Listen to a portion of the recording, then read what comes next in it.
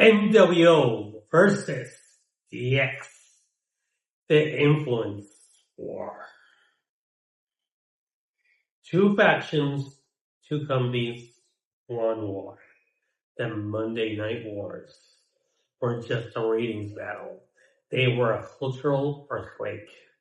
And the center of the earthquake stood two renegade armies, the nWo and the Generation X. Tonight, we're not just asking who was cooler. We're asking something far more dangerous. How influential were they? And how much of their legends is smoke and mirrors? This was the invasion that changed everything. 1996, WCW drops a bomb.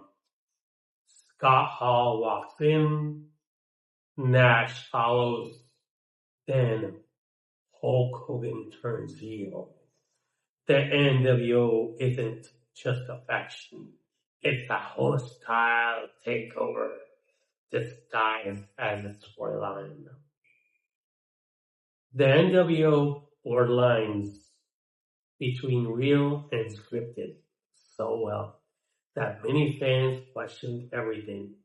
They made wrestling feel dangerous again.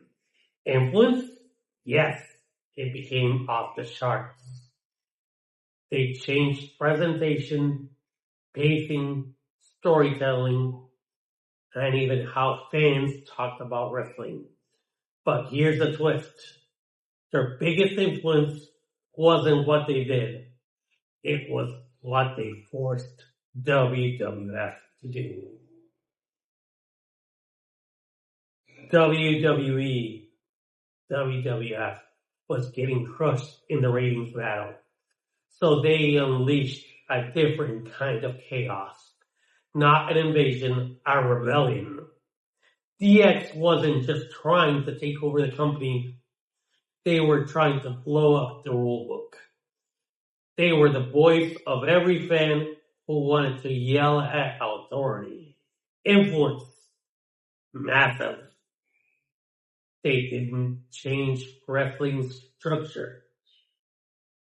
They changed wrestling's personality. They made wrestling loud, sarcastic, self-aware, and wild.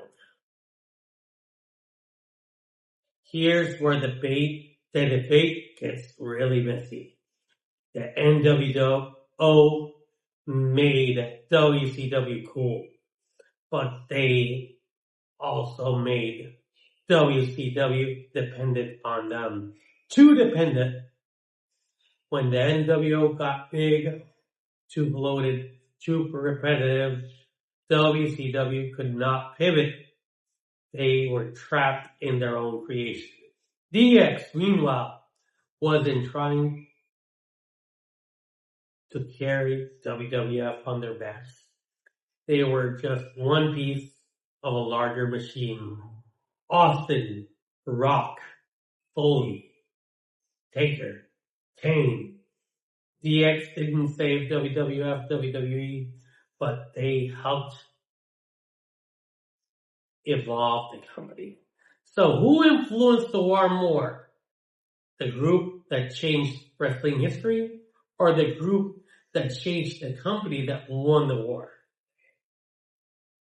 Let's talk about the influence they didn't have, because legends grow and memories get fuzzy. nWo did not create the Attitude Era. They pushed WWF to get edgier, yes. But WWF transformation was a team effort, and DX was only one slice of the pie. DX did not win the ratings war. They were iconic. But the war turned when Stone Cold Steve Austin exploded. When Mike Tyson showed up. When WWF storytelling frightened. nWo did not kill WCW. They contributed to the downfall, that's for sure. But corporate chaos, mismanagement, and network politics were the real executioners. Influence is never as simple as the t-shirt sale suggests. The cultural shadow they cast is enormous. Here's where both groups shine. Their cultural footprint is enormous. The nWo made wrestling feel real. They popularized anti-hero villains, influenced modern factions like the Bullet Club, changed how wrestling is filmed and presented. DX defined the Attitude Era's humor, influenced modern wrestling's meta-style wrestling, made breaking the fourth wall mainstream. They turned a rebellion into a brand. One changed the industry, one changed the culture. Both changed the fans. And here's the twist that makes everyone itch. The nWo was far more influential, and that DX was more survivable. The nWo burned brighter, but DX burned longer. The nWo changed wrestling, but DX helped WWF win the war that defined wrestling. So who mattered more? It depends who you ask or what you value. Revolution or evolution? The Monday Night Wars weren't just won by one faction. They were shaped by two moments. One that tried to take over the world and one that tried to tear down the world walls. The nWo made wrestling unpredictable. DX made wrestling unforgettable. And together, they made wrestling seem unmissable.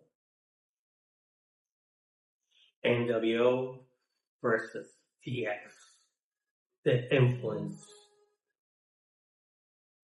of wrestling history.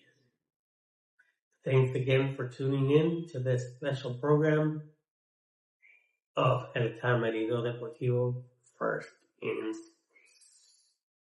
Thank you so much for tuning in.